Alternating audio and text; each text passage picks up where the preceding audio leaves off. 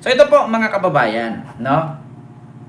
Yung ating pag-uusapan ngayon ay patungkol po dito mga kababayan kay Senator Raffy Tulfo. Ako po mga kababayan ay nagtatanong kung ito bang tawag dito, kumakalat ngayon na issue ay totoo po ba na si Senator Raffy Tulfo ay sinabi niya ito. Ayan, Divine Healer ng Antipolo City. Mega love shout out po si Mang Jose. Ayan. Mga kababayan, tanong ko lang po, napanood nyo na po ba ito? Ma'am Fortunata Triste, hello po.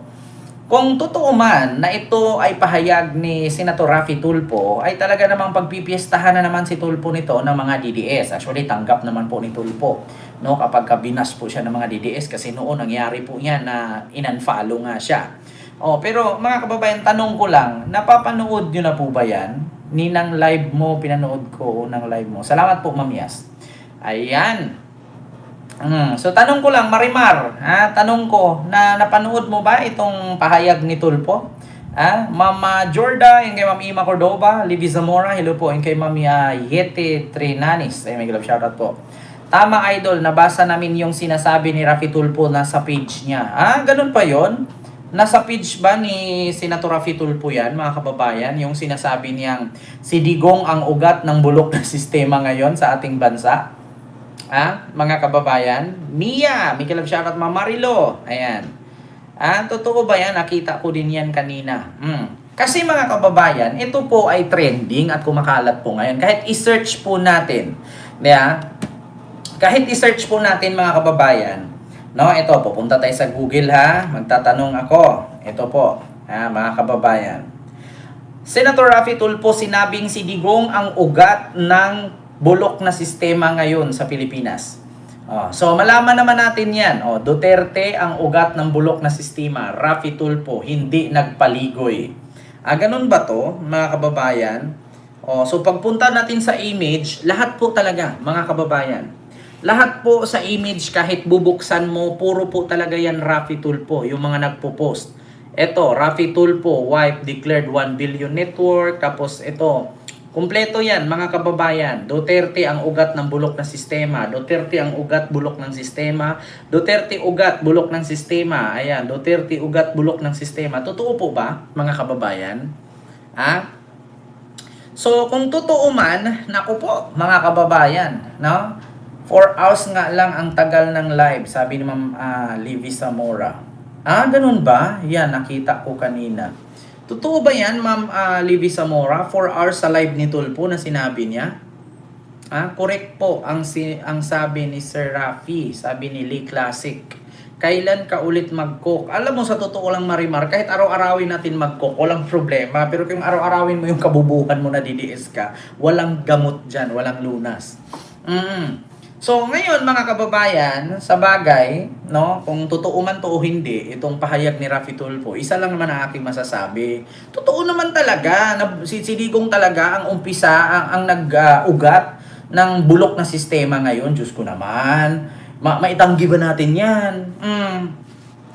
Kasi kung isa-isahin natin mga kababayan, unahin natin, dito sa korupsyon sa ating bansa, kahit alam nyo, ang irarason dito ng mga DDS, bakit? Nung hindi pa presidente si Digong, may korupsyon naman na So, yun na nga Yun na nga, nung hindi pa si Digong presidente, may korupsyon na. Pero naging presidente siya, wala siyang ginawa, korap pa rin, di ba?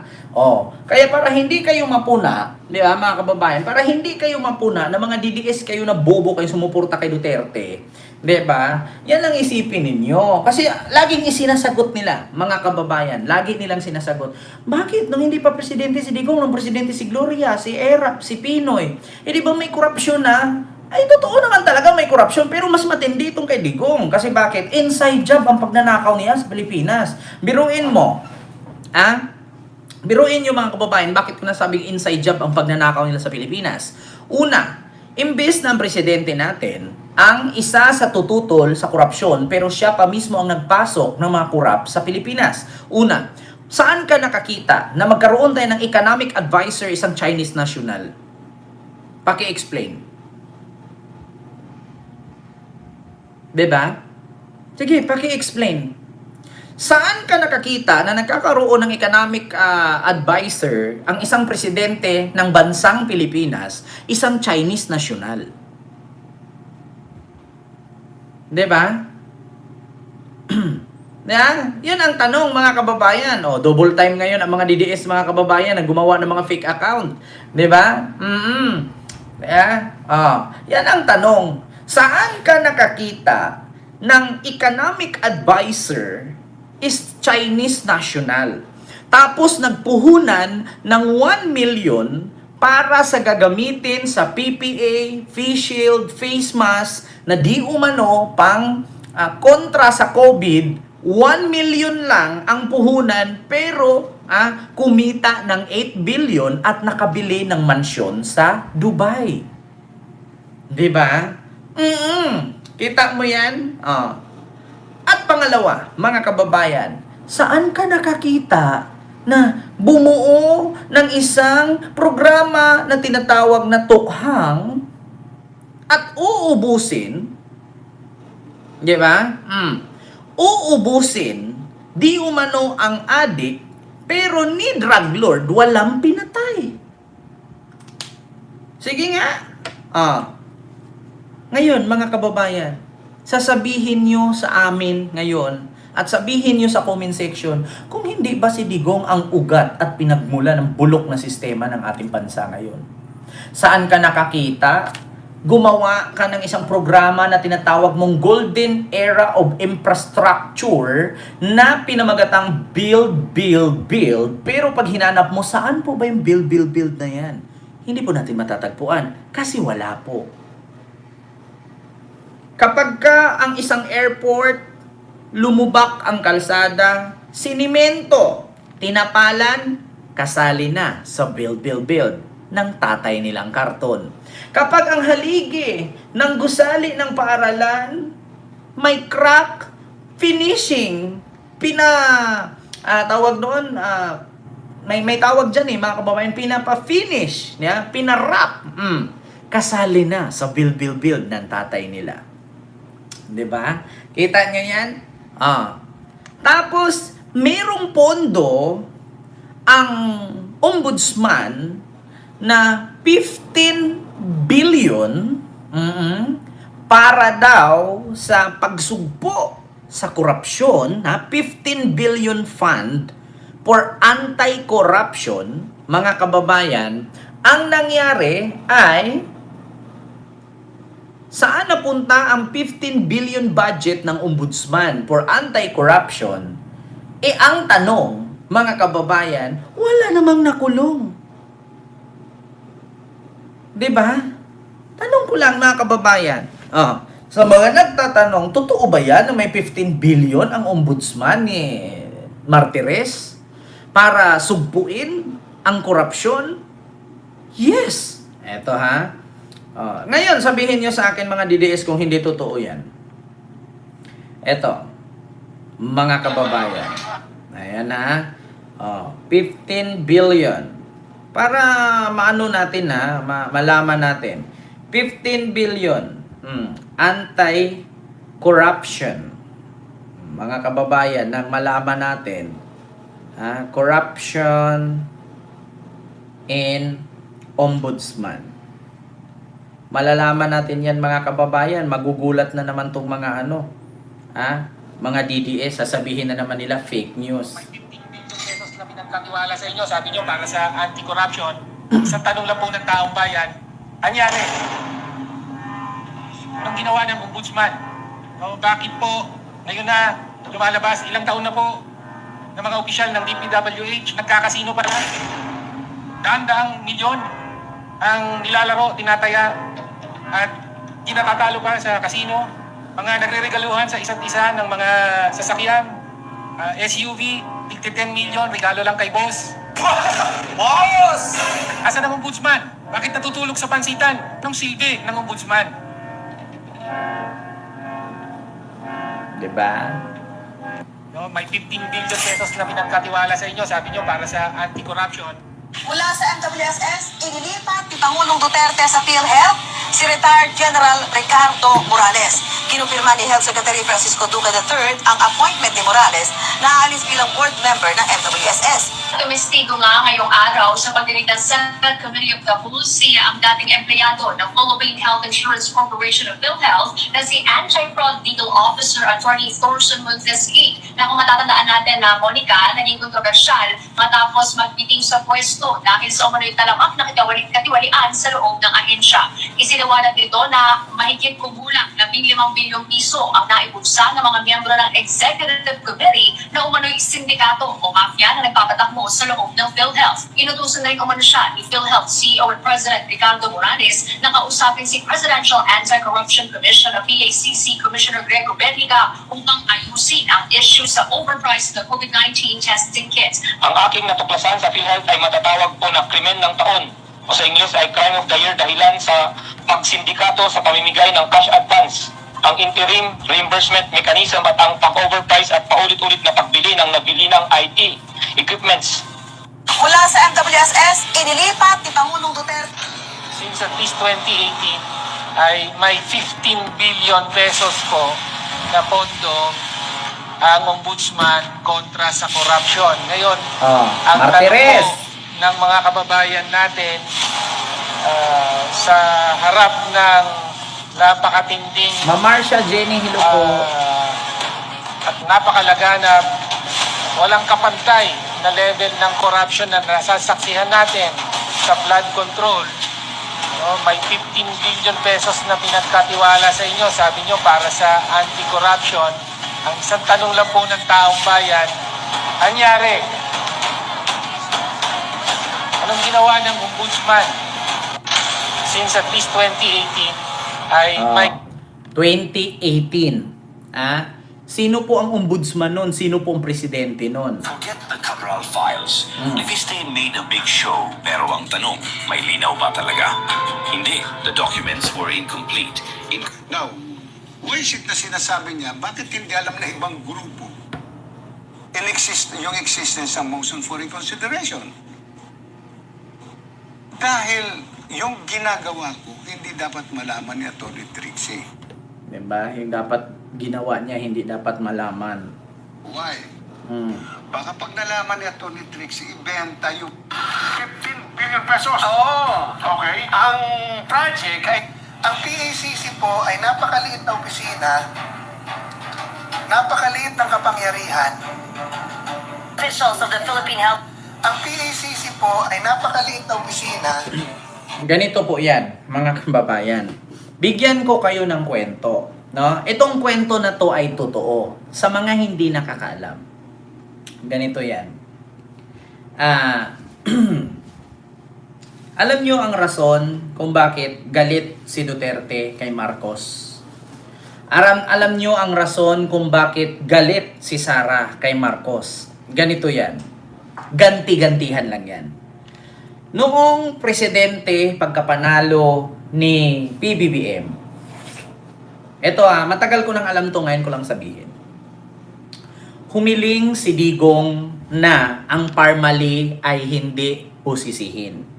Humiling si Digong na si Michael Yang ay ibalato sa kanya. Totoo yan, mga kababayan. Humiling si Digong na ang Parmali kalimutan, si Michael Yang ibalato sa kanya. Hindi pumayag si PBBM. Dahil ganito po yan. Noong presidente ang tatay ni Sara Duterte na si Digong, si PBBM ay humiling kay Digong na sana gawin siyang committee chair ng agriculture or agriculture secretary. No? Kasi at the time si PBBM is a senator. No? Senador siya. So ngayon mga kababayan, humiling. No? Kasi natalo nga siya, di ba, noon sa election kay Lenny. So, humiling itong si PBBM nang gawin siyang Secretary of Agriculture. Kasi nga, sa totoo lang, kilala po natin ang mga Marcos pagdating dyan sa Masagana 99, sa agrikultura, sa pagtatanim, sa pagsasaka, at pagdating sa ekonomiya, no? Pagdating sa mga farmers. So, alam natin na malakas ang mga Marcos dyan, magaling talaga sa mga ganyang processing. So, ngayon mga kababayan, hindi siya pinagbigyan ni Digong. Hindi siya ginawang Secretary of Agriculture. So si PBBM, tahimik lang, hinayaan niya lang. So sa bagay, siguro hindi ako pwede. Kasi kung naalala ninyo mga kababayan, nung panahon ni Digong, itong agrikultura ay meron po yang tinatawag nilang yung ano ang tawag doon, yung scam dito sa mga mga kababayan, scam dito sa agriculture, yung may tawag doon yung mga abono, fertilizer scam. Kung naalala ninyo mga kababayan, no? Umuuso po doon yung fertilizer scam nung panahon ng administrasyong si Duterte pa ang presidente. So ngayon si PBBM, so hindi naman siya nanalo kay Lenny at that time, hindi siya nanalo ang vice president. So ang nangyayari mga kababayan, nagboluntaryo itong si PBBM na sana siya ang kunin ng Secretary of Agriculture kasi marami nga siyang alam.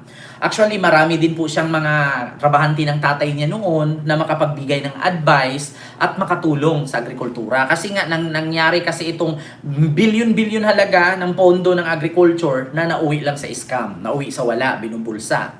So ngayon mga kababayan, si PBBM hindi pinayagan. So ngayon, itong si Digong humiling nung nanalo itong si PBBM. So, ang hiling ni Digong ay, mga kababayan, ang hiling ni Digong ay ganito, no? Si Michael Yang ibalato sa kanya at ang Parmali ay sana ibasura na para hindi mabusisi. Kasi actually mga kababayan, ang gusto kasi ni Digong at the time na kahit si PBBM ang president, ay si Digong ang magiging advisor niya, no? Ang magiging advisor ni PBBM ay si Digong. So kung si Digong ang magiging advisor nun, lahat ng sabit ni Digong hindi pwedeng busisihin ni PBBM. Kasi bakit? Si Digong nga naman advisor, si Digong nga din naman alam lahat ng mga kabulastugan niya. Ngunit ang nangyari mga kababayan, hindi din pinagbigyan ni PBBM. Kaya isa sa rason na nagalit itong si Mangga. So, nung nagalit si Mangga, mga kababayan, dito na nag-umpisa na mas kinampihan ni Mangga si Digong kaysa kay PBBM. Ang sagot ni PBBM, bakit ko naman itutolerate ang koneksyon sa mafia sa Pilipinas kay Michael Yang at yung pagnanakaw sa Parmali? So, kung ibabalato ko si Michael Yang kay Digong at hindi na busisihin, paano ang mga kakamping? Ang mga kakamping hindi po yan nakapikit. Hindi po nakapikit ang mga liberal politician. So kung si PBBM ang presidente at pigilan ni PBBM na imbestigahan itong Parmali at patungkol sa droga ni Digong sa war on drugs at sa tukhang. So ngayon mga kababayan, pag-iinitan siya ng oposisyon or ng mga liberal senators o politician.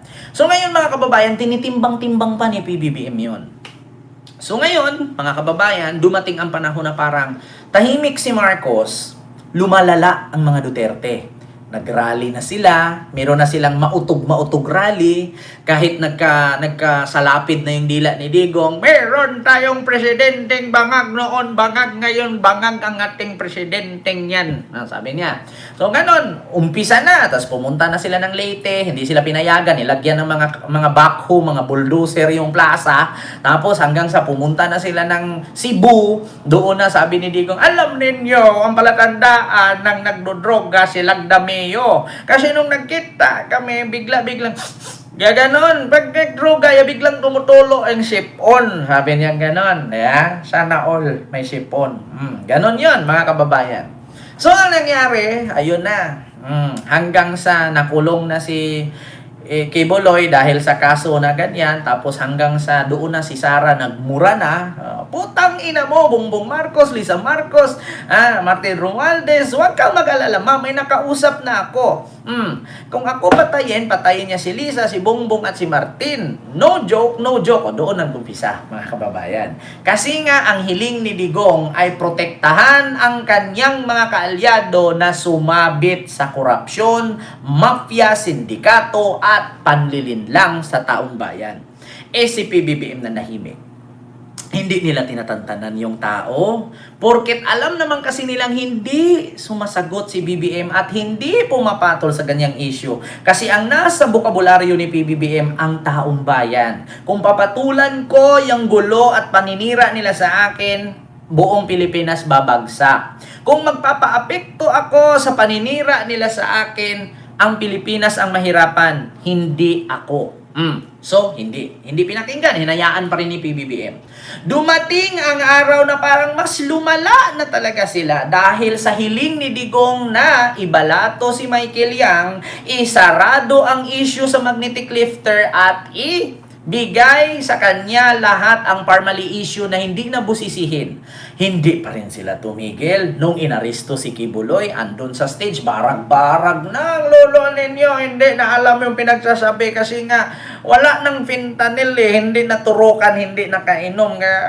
Marcos, tutumba na sana. Buti nandun si Bato. Pinaupo, nilagyan ng supa yung stage dun sa Liwasang Bonifacio. Hindi pa rin natigil. Doon na naman, Marcos Bangag, Herculecal test. Ito, hanggang sa nangangampanya noong 2025. Anong sabi? Wala sa kanila ang kasabwat sa pagbulsa ng sako-sakong pera. Krisis sa pandemya, pinagsamantalahan, hinahayaan ang kababayan nating mamatay. Wala sa kanila ang may pahig, dugo mula sa tukhang. Doon na nag-umpisa si Marcos na lumalaban na. Tapos pumunta sila ng Hong Kong.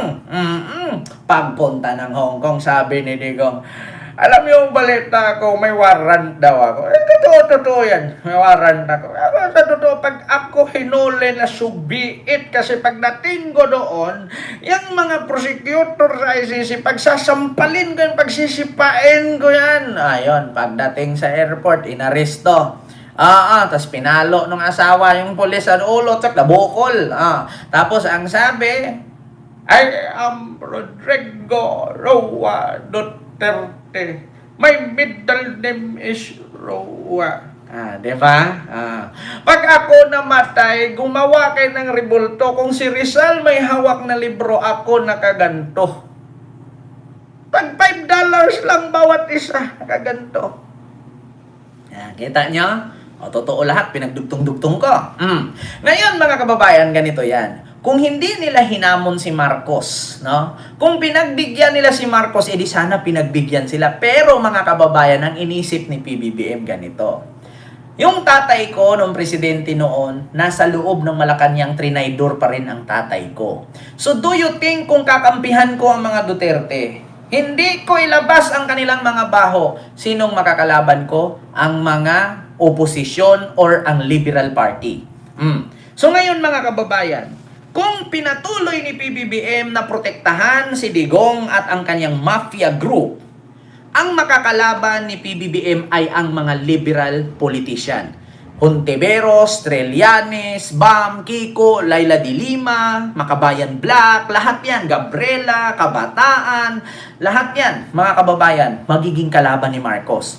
So darating ang panahon na magiging literal na kalaban niya, itong mga liberal politician.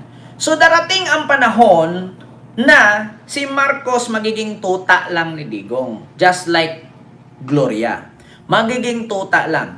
Ang problema mga kababayan, sa sobrang panliliit na ang tingin nila ay si PBBM basura na apak-apakan lang, imbis na hindi pumayag si PBBM na pirmahan itong warrant galing sa ICC na ipinasa sa Interpol, ang naisip ni PBBM, pipirmahan ko na lang to.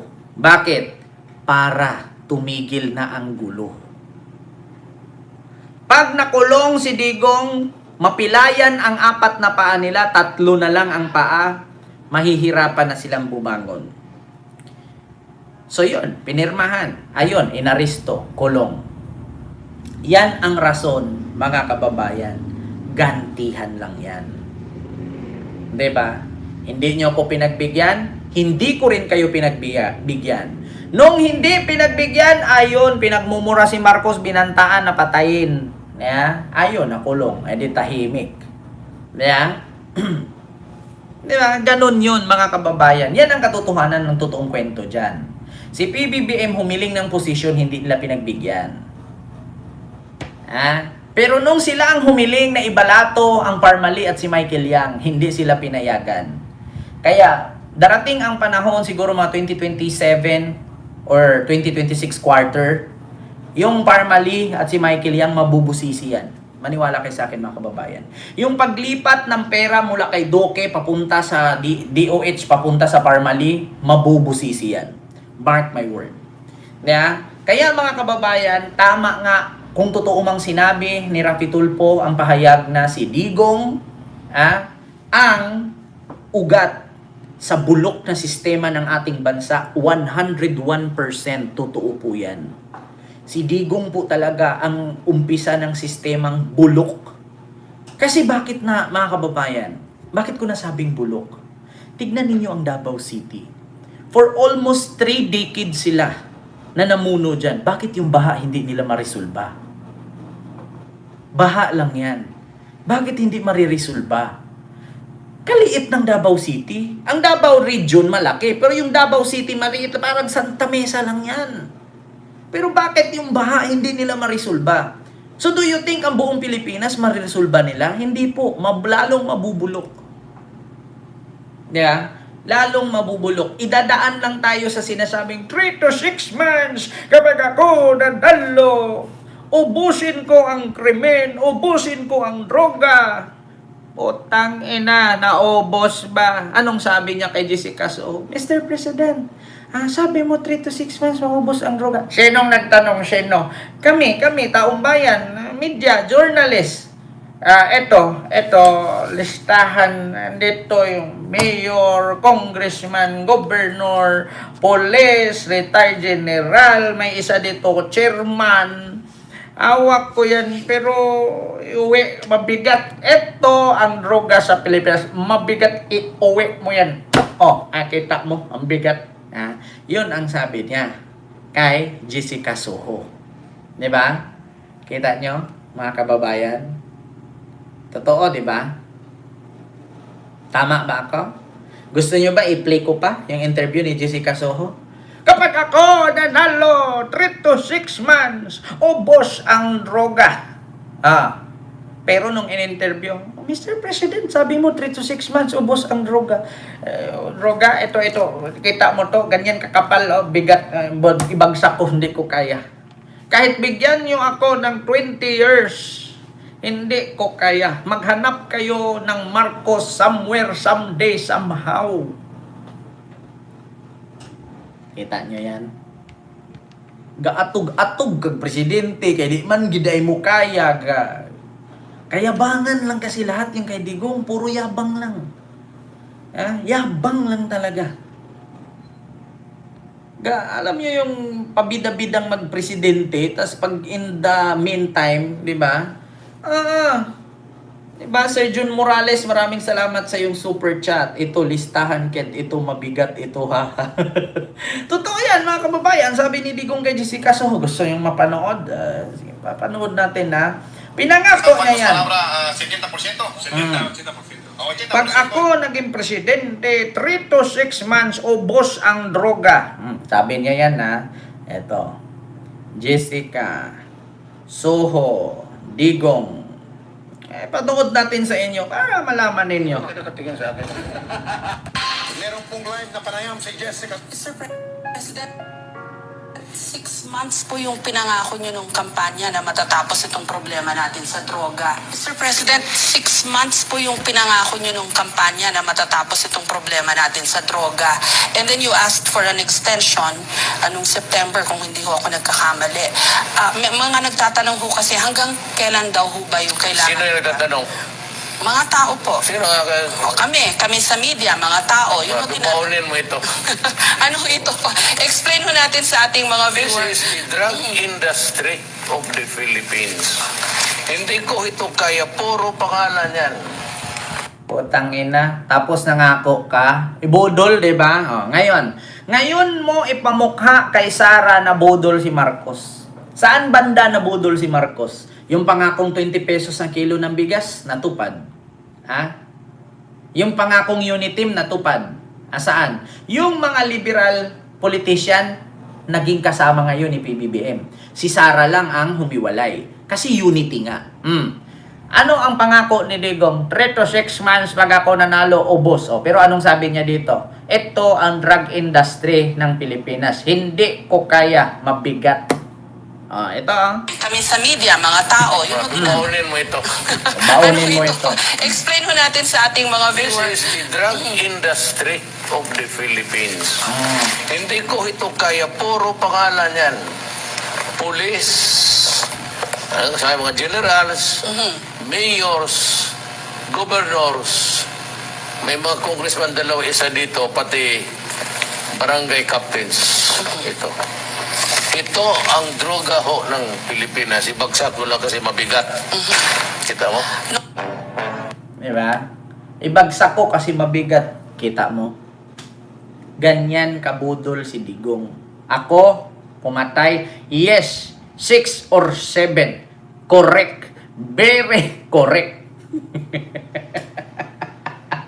Diba? Ma'am Silpa Glory? Ano? Ano mga DDS? Sino ang budol ngayon? Tanungin ninyo ako kung sino ang budol. Diba? Sino ang budol ngayon? Ni minsan si PBBM walang pinangako yan. Merong pinangarap, pero walang pinangako. Tapos sasabihin ninyo, magaling si Digong. Diba? Budol. Kaya, yung sabi ni Rafi Tulfo na si Digong ang ugat ng sistema ng kabulukan ng ating bansa, totoo po yan. 101%. Oo. Ayaw ko yung 99.9. Oo, kasi may isa pang nakaltas. 101 na lang natin para sobrang-sobra. Diba? Ganun kasinungaling, mga kababayan. Nako. Diba? Okay, Tams. Anong masabi niyo? Sinungaling? Budol?